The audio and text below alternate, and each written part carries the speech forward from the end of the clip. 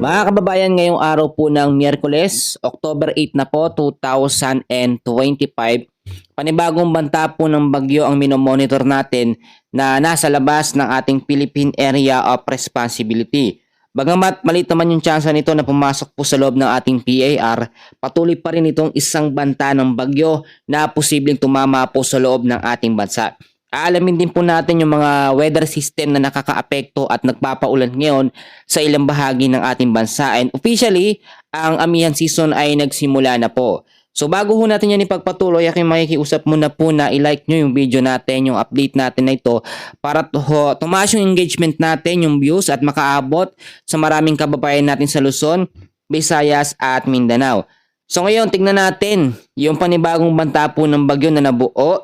Ito po ay nasa labas ng ating Philippine Area of Responsibility. So ito po yung ating pinaka-live weather radar. So lagi nyo naman ito nakikita, no? At sana wag ho kayong magsawa. Ito ho yung panibagong banta ng bagyo na ating na-monitor sa ating weather system. Sa ngayon ho, ito po ay merong lokasyon. Actually, malayo pa naman ito. 2,280 kilometers east of Central Luzon po yan.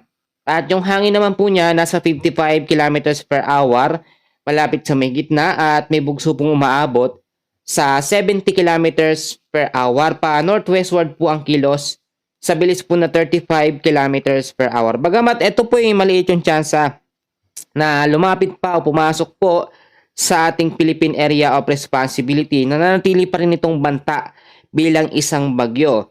Yung isang bagyo, malakas na bagyo na nasa labas ng ito po, nakita pa naman natin si bagyong Halong yan. Ito po wala na, no? Hindi na ito makaka-epekto.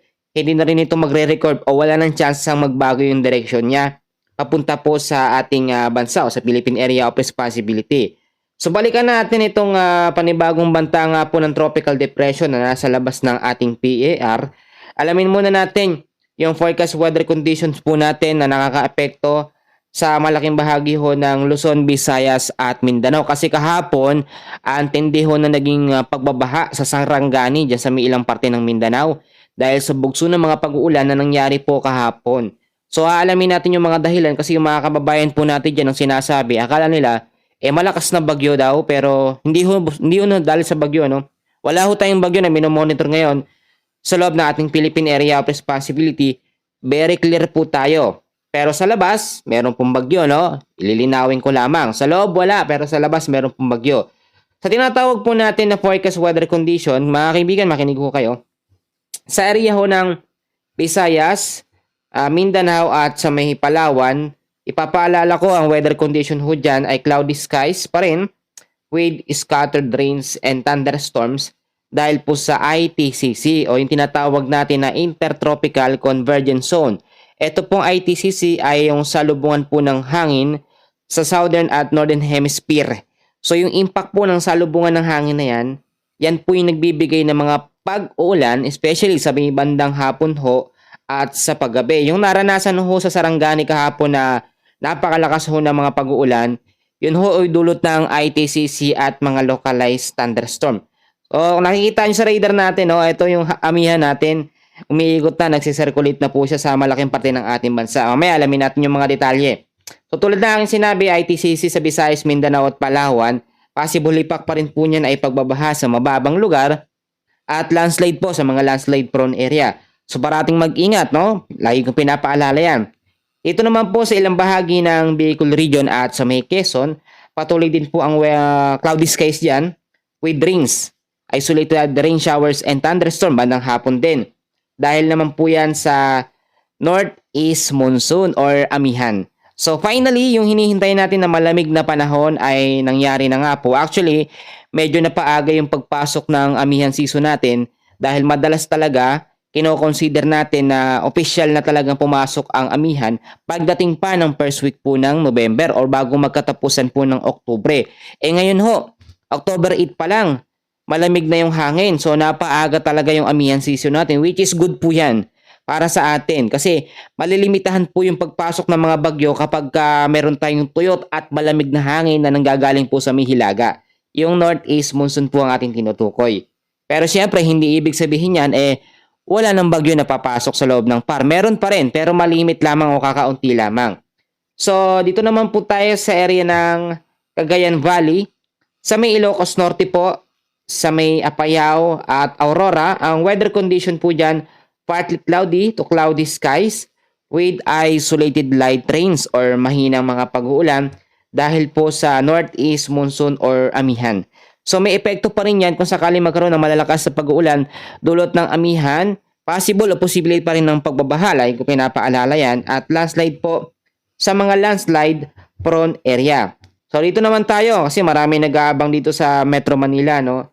Sa Metro Manila po at ilang bahagi ng ating bansa, diyan sa may Luzon, ilang bahagi ng Visayas at Mindanao, ay patuloy pa rin na makakaranas po ng maulap na kalangitan, lalo na ho sa may bandang hapon at sa paggabi yung mga pag-uulan na aasahan natin. Dahil yan sa mga thunderstorms. Yung mga thunderstorms po, napapansin natin yan, tuwing hapon ho yan nagpapaulan. Bakit? Sa mainit na panahon sa umaga, sa tanghali, yung pag-evaporate ng hangin na yan, mga kaibigan, bigla yung bumubuho sa hapon hanggang sa gabi. Yun ho yung tinatawag natin ng mga localized thunderstorms. At nandiyan lamang yan. At kung titignan nyo naman, yung mga thunderstorm, yung pinakamatagal nila na bugso ng pag-uulan, minsan yung pinakamahaba hanggang 2 oras na. Pinakamahaba na yun, pinakamax. Pero usually ngayon, ang nararanasan natin, 30 minutes hanggang 1 hour lamang yung mga pag-ulan. Pero minsan sobrang lakas naman. Sa Sarangani, grabe. Nakita natin talaga, rumaragasaho ang tubig. Sobrang matindi yung buhos ng pag-uulan. So kahit sabihin nyo na ITCC lamang or mga thunderstorm or amihan ang sama ng panahon natin at wala namang bagyo, hindi natin pwedeng baliwalain. Tignan nyo mabuti kung paano nagsisirculate itong amihan or hanging amihan dito sa malaking parte ng ating bansa. So eto ho yan, etong hangin na yan, umiikot ho yan, sumisirkulasyon yan dyan sa kanluran, pababa at papuntang silangan. So malaking parte ng ating bansa na apektuhan ngayon ng northeast monsoon. Pansinin niyo sa madaling araw, sa umaga at medyo paggabi yung hangin, medyo malamig, no? Ibig sabihin yan, palapit na ang Pasko at nararamdaman at nararanasan na natin yung malamig na hangin. So balikan natin yan. Ito muna tayo sa panibagong banta ng bagyo na ngayon ho yung ibang mga kababayan natin sobrang pinapangambahan, no? Ito daw po kasing banta ng panibagong tropical depression. Actually mahinang bagyo pag sinabi natin tropical depression. Ito daw ay may tsansa o may banta na maging panibagong bagyo. Ang panibagong bagyo ho na tatawagin natin kapag nasa loob na ng PAR ay tatawaging bagyong Kedan. Ayon na rin sa pagkatala ng Pag-asa, nagbigay na sila ng abiso na ngayong October po ay 2 hanggang 4 na bagyo ang ating imomonitor. So nakakaisa pa lang tayo yung bagyong Paulo, nakita nyo naman, at yung susunod ay patuloy nating minomonitor. So may go-consider ba natin na ito na yung susunod na bagyong Kedan, no? Yung susunod na bagyo ngayong October.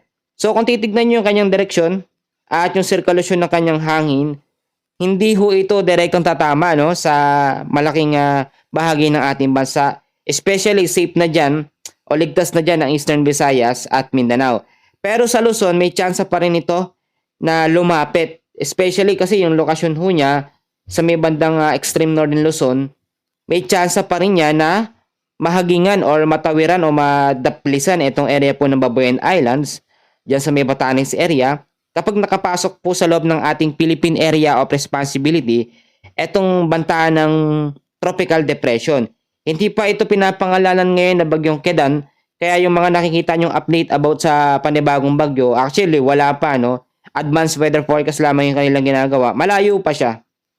At ano daw ba yung magiging epekto nito? Lalakas ba ang hanging amihan kapag ito ay pumasok sa PAR? Yes, mga kaibigan, lalakas po ang amihan natin kapag itong tropical depression ay nakapasok na sa loob ng ating Philippine Area of Responsibility at dumaan sa extreme northern Luzon. Kasi nandiyan sa may taas etong amihan yung malamig na hangin na yan.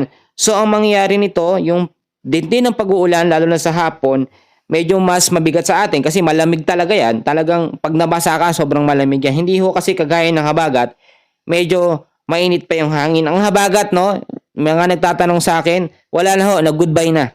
Wala na ho at pinalitan na ho siya ng tinatawag natin na amihan. Hanging amihan or northeast monsoon. Wala na rin tayong easterlies, pero meron naman tayong salubungan ng hangin sa northern at southern hemisphere. Yun ho yung tinatawag natin na ITCC, which is yung naging salarin nga po ng biglaang ragasa ng pag-uulan dyan sa ilang bahagi ng Mindanao, especially sa Sarangani. So tulad nito, wala pa naman tayong bagyo na minomonitor sa loob po ng ating Philippine Area of Responsibility, ay maging handa pa rin tayo sa tsansa ng mga posibleng mabubuong bagyo. Bukod ho kasi dito sa banta ng tropical depression or bagyo na nasa labas ng ating PAR, may mga cloud cluster po tayo na monitor dito. Nasa loob ito actually ng ating Philippine Area of Responsibility. Kung napapansin niyo yung sirkulasyon ng hangin nito, meron siyang tinatawag natin na movement o yung pagkilos. Mahina o maliit na kumpol ng kaulapan lamang ito at kino-consider pa rin natin to na hindi banta na maging bagyo. Pero dahil nga po sa sirkulasyon ng hangin na meron na nabubuo ngayon dahil sa ITCC at Northeast Monsoon, may tsansa pa rin yan na mabuo yung cloud cluster na yan bilang isang low pressure area. So ipanalangin natin sa Diyos na ito'y malusaw at mawala sa mga susunod na mga oras. Tulad din ng sinasabi, wala man tayong bagyo na minomonitor sa loob ng PAR, no? Wala ho, actually nasa labas. Pero yung tindi ng pinsalang na idulot ng ITCC na pag-uulan sa Sarangani, matindi. 4 ho ang sugatan at ilang mga kabahayan po ang napinsala o ilang pamilya ang napinsala ang kanilang tahanan. So lagi ko sinasabi, taga Luzon ka man, taga Visayas or taga Mindanao, pa-comment naman ho dyan, mag-ingat palagi. Unang-una, yung paalala ko, ito na ho, no? Lagi ho kayong mag-antabay sa ating weather update. Ako ho, ang ginagawa ko dito, hinihimay-himay ko yung mga detalye, yung mga lugar. So wag nyo na pong hanapin sa screen. Dahil naka-live kasi tayo eh. Naka-live radar tayo, so hindi natin may flash yan agad-agad, no? Gagawin pa natin ng ng editing. So maging updated tayo sa lagay ng panahon. Unang-una, yung mga taga Luzon, Visayas at sa Mindanao. Sa Mindanao kasi diyan bumababa yung ikot ng ITCC, no? At yung ikot ng Northeast Monsoon. Diyan talaga yung direkta niyan. Kung makikita nyo, malakas na pag-uulan. So hindi pa rin naman safe ang Luzon dahil sa Northeast Monsoon. Ang Visayas naman, sa mga localized thunderstorm, yung mga pag-uulan pa rin. Lagi kayo mag-antabay. Lalo na yung mga lugar na binabanggit ko. Kakaunti man, pero minsan kasi nadudugtungan yan. Kaya nga dapat time to time, lagi kayong nakamonitor sa lagay ng ating panahon. Yung pangalawa ho, safety natin ang mga importante nating mga gamit, yung mga papeles, yung mga electric appliances, kasi doon sa naging update natin sa 4 ang napinsala, yung isa ho doon na kuryente dahil sa mga appliances na nakasaksak. Kapag alam nyo malakas ang mga pag-uulan, automatic tanggalin nyo na, hugutin nyo na, no? Yung mga wire para hindi delikado. Lumikas din ho yung mga kababayan natin nakatira malapit sa baybayin. Kung mayroong banta na malalakas sa pag-ulan dyan, yung mga nakatira malapit sa paanan ng bundok, sa taas ng bundok, yung mga landslide prone area, yung nakatira po sa mga mababang lugar, lumikas tayo kung kinakailangan. Kung meron naman tayo ibang matitirahan, pumunta ho tayo, lumipat muna tayo. Hindi porket maganda yung naging panahon natin itong mga nakaramang araw, wala na tayong mga pag-uulan na mararanasan. Sabihin na nating safe or maganda yung panahon dyan sa may Luzon, Visayas, pero sa Mindanao naman po, tuloy-tuloy yung mga pag-uulan dahil sa ITCC at mga localized thunderstorm. So, i-consider din natin sila, no? Wag lang yung lugar natin porket okay, wala na tayong pakialam sa ating mga kababayan. Ang pangatlo, mag-imbak ho tayo ng pagkain na tatagal po ng pang ilang araw. Actually, sa ngayon, ibang mga kababayan natin dyan sa Pampanga, ibang lugar po ng Luzon, Visayas at Mindanao, lubog pa rin ho sa baha. Wala silang makain ngayon. So dapat kung kahit pa paano may maiaabot tayo, iabot natin, no, bilang tulong. Direkta na, no, kung may mga kamag-anak tayo doon. Or sa may mga lugar man na naapektuhan, magbayanihan ho tayo. At eto din, dadagdag ko din mga kaibigan, i-check nyo din ho yung mga light materials na gamit ninyo sa inyong mga bahay. Yung mga hindi nakapako na maayos, o yung mga may butas sa mga bubong at hindi doble ang pako, i-check nyo ho. Kasi kapag meron na naman tayong bagyo, ayun na naman, dyan na naman tayo magsisimula, mangangarag na naman ang mga kababayan natin saka mag-aasikaso kung kailan nandyan na ang malalakas ho na mga bagyo. Kaya nga sinasabi ko sa inyo, sa mga update na lumalabas na merong panibagong bagyo, so warning na ho yun. Kasi meron naman talaga etong tropical depression, pero yung sinasabi nilang typhoon, super typhoon, eto, actually meron naman, ayan o. Kaso nga lang ho, eto malayo na, no? Papunta na ng bansang Japan, pero may mga kababayan pa rin tayo dyan na posibleng maapektuhan. Ito, dadaplis ho siya, yung kanyang area of probability. diyan sa may bansang Japan. Possible din maglandfall yan sa Japan. Itong bagyong itong bagyo na to mga kaibigan. Ang international name nito Halong, 175 kilometers per hour. Though wala naman na siyang direktang epekto sa bansa natin mga kaibigan, pero may mga kababayan tayo na maapektuhan doon. Hindi tayo makasarili. Chine-check natin lahat ng detalye kahit yung mga lugar sa mga bansang dadaanan ng bagyon dumadaan sa atin. So yung ito pa, idagdag din natin ito mga kaibigan ko. Ipanalangin natin sa Diyos magbago ho yung galaw ng bagyo na ito. Actually ito, nakakatakot kasi ito kapag lumapit pa ng lumapit, lalo na kapag medyo dumikit siya dito sa bagyong Halong at nagkaroon sila ng distansya na 1,700 kilometers. Pwede o possible mangyari yung tinatawag natin na Fujiwara effect or yung interaction ng dalawang bagyo. Kung familiar kayo dyan, lagi kong tinatalakayan yung Fujiwara effect. Ibig sabihin, 1,700 ang distansya nila. Possible yan magkaroon ng kombinasyon or kung hindi man, palakasin itong bagyong Halong, itong tropical depression na ito. At kapag lumakas ito, yung impact ng lakas ng hangin, posibleng bumago yung kilos at tumama po dito sa extreme Northern Luzon. Tapos pag sinabayan pa ng bagyong ito o tropical depression na ito, yung hangin ng ITCC at ng amihan, may tsansa pa rin talaga na ito'y pumasok sa loob ng ating Philippine Area of Responsibility. So kinakailangan ngayon na matinding panalangin ho natin na mas lumayo o mas bumilis ho ito, no? Si bagyong Halong papalayo sa ating area. Actually, hindi na siya namo-monitor sa track ng Pag-asa, no? Kasi masyado na siya malayo. Pero kung titignan nyo sa ating ginagamit na weather system, kitang-kita pa siya actually. Yung area of probability na to, o yung tinatawag natin na trap or extension ng hangin, ay posibleng makaapekto dito sa panibagong bagyo na ito, na siya naman pwedeng tumulak dito sa ating bansa at makaapekto.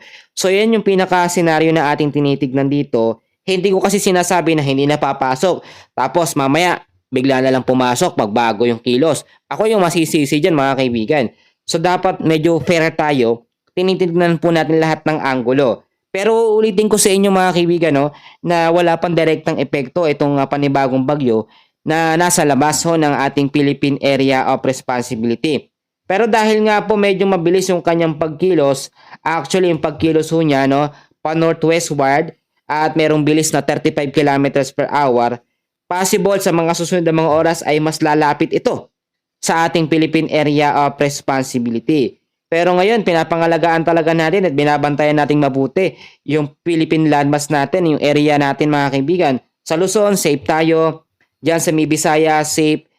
Pero maging handa pa rin kasi meron pa rin mga banta ng mga lindol ngayon, no? Diyan sa ilang bahagi ng ating bansa, lalo na sa may Cebu. Sa Mindanao, ganun din. Yung mga kababayan natin dyan sa may Sarangani, magtulungan ho tayo, tulungan ho natin sila dahil ragasa yung tindi ng mga pag-uulan dulot ng ITCC noong mga nakaraang mga araw.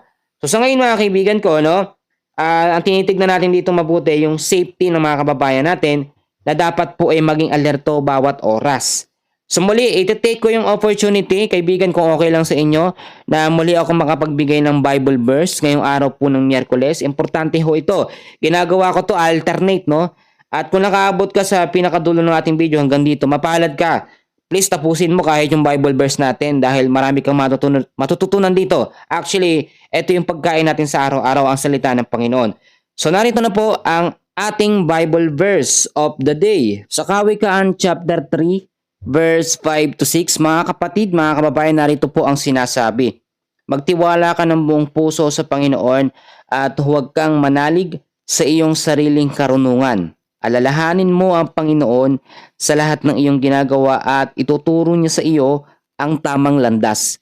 Amen po sa pagbabasa sa salita ng ating Panginoon ngayong araw po ng Miyerkules. So tunay yung talaga yung sinabi sa salita ng ating Panginoon dito po sa Kawikaan, na dapat po magtiwala tayo ng buong puso sa Panginoon at huwag po tayong manalig sa ating sariling karunungan. Alam nyo ba, no, ang daming example nitong Bible verse na to. Meron bang mga kababayan kasi tayo, alam nyo, yung tipong parang magaling sila, no, pero hindi nila hino-honor or kinikredit sa Panginoon yung talento o galing na meron sila. Ang nangyayari, kapag sobrang galing na ng tao, lumalaki na yung ulo, pero hindi niya naiisip o hindi nila naiisip na yung bagay o karunungan, wisdom and knowledge na meron sila ngayon, nanggagaling po lahat yan sa Panginoon. Malinaw din yung sinasabi na alalahanin natin ang Panginoon sa lahat ng ating ginagawa at ituro niya sa atin ang tamang landas. May mga bagay tayo na kino-consider dito. Minsan ho, kapag meron tayong mga bagay na hindi natin alam or meron tayong mga bagay na ginagawa, lahat po yan ay dapat ay pinapanalangin natin sa Panginoon. Humihingi tayo ng mga sign, humihingi tayo ng karunungan lalo na sa pagdedesisyon. Tulad na lamang, no? Tayo minsan pag wala tayong trabaho, nagpe-pray tayo sa Panginoon na bigyan tayo ng trabaho, bigyan tayo ng source of income. Bibigay niya ho yan, pero kinakailangan tayo mismo sa sarili natin ay kumikilos tayo. Hindi yung naghihintay lang tayo ng biyaya. Nagpe-pray tayo, tapos hindi naman tayo kumikilos. So, faith without action is useless ho. Kailangan natin aksyonan lahat po ng pananampalataya na meron tayo. Hindi yung puro lang tayo salita. Pero hindi naman tayo kumikilos at gumagawa. Hindi naman ho, yung bunga, malalaglag lang sa harapan natin. Kailangan para natin kumilos. Ang biyaya ng Panginoon, nandiyan ho yan. Pipitasin na lamang natin. Pero paano natin pipitasin yan kung hindi tayo kumikilos? Kung nakahiga lang tayo. No? Kaya nga po minsan, yung mga kapatiran natin na sobrang nananalig sa Panginoon, talagang makadiyos. Pero magugulat kayo yung buhay nila, parang laging hikaos or wala silang ganito ganyan kasi nga inaasa na lamang nila sa ibang mga tao, no? Kaya nga po meron tayong sinasabi, sabi sa Biblia na mas maganda ho yung nagbibigay kaysa ikaw ang binibigyan. So yung karunungan na meron tayo ngayon, nagagamit ho natin sa tama, lalo na ho sa kabutihan ng Panginoon. Kaya nga ho, kung napapansin nyo, yung aking weather channel, para lang ito sa lagay ng panahon, pero nilalagyan ko po ng Bible verse para yung mga libu-libong nanonood sa akin, umaabot minsan tayo ng 100k views, nakakarinig ho ng salita ng Panginoon, di ba? Di ba ho, at least may pakinabang yung channel ho natin at nakakapag-share tayo ng salita ng Panginoon sa iba't ibang mga nakikinig dito. Pero alam ko, sa libo-libong nanonood sa ating channel, kakaunti lamang po yung nakakaabot dito sa dulo. Kaya nga po, ang sinasabi ko lagi, please tapusin nyo po yung video kahit bandang dulo lang. So kahit sabihin natin 10, 5 lang yung makaabot dito, mapalad na po sila, mapalad na po yung mga nakakarinig ng salita ng ating Panginoon. Kasi hindi po ito sayang, no? Ito po yung parang buto na itinanim sa inyong puso na tutubo na lang yan kasi maaalala nyo yung sinasabi ko.